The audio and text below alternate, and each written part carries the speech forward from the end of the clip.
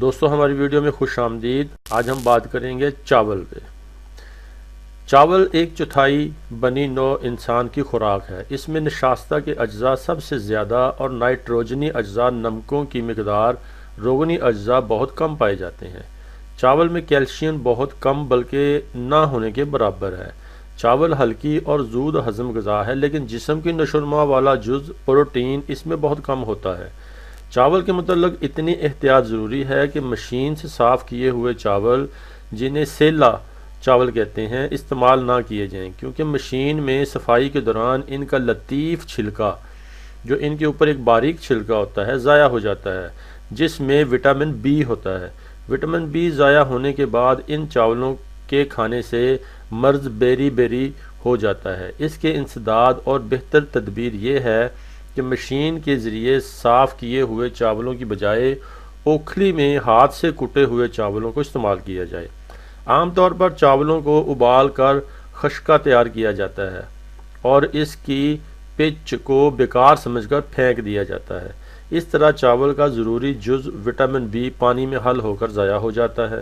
اس لیے پچ کو چاولوں میں جذب کر دینا چاہیے۔ اور حکمہ کے نزدیک چاول کی پچ زود ہضم، بھوک لگانے والی اور دافع صفرا ہے۔ پلاؤ خشکہ کی نسبت محض اس وجہ سے زیادہ تقویت بخشی نہیں ہوتی کہ اس میں گوشت کی یخنی شامل کی جاتی ہے، بلکہ اس کی قوت بخشی کا راز یہ بھی ہے کہ پلاؤ پکاتے وقت پچ نہیں پھینکی جاتی۔ چونکہ چاول دوسرے اناجوں سے کم طاقت بخش ہے، اس لیے چاول میں گھی یا مکھن ملا کر انہیں دودھ کے ساتھ زیادہ کھانا مفید ہے۔ اس سے ان کی غذائیت بڑھ کر وٹامنز کی کمی پوری ہو جاتی ہے۔ چاول میں دال شامل کر کے یا خشک چاول سبزی دال وغیرہ کے ساتھ کھائیں تو یہ کمی پوری ہو جاتی ہے۔ لہذا جن لوگوں کی غذا زیادہ تر چاول ہو، انہیں یہ احتیاط کرنی چاہیے کہ دودھ، دہی، انڈا، مچھلی، گوشت، سبزی کا استعمال رکھیں۔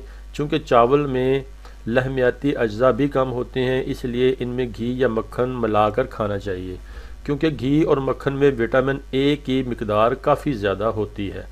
چاول بطور غذا مسلسل کھانا صحت کے لیے مفید نہیں، کیونکہ اس سے معدہ اور آنتیں پھیل جاتی ہیں اور قبض لاحق ہو جاتی ہے۔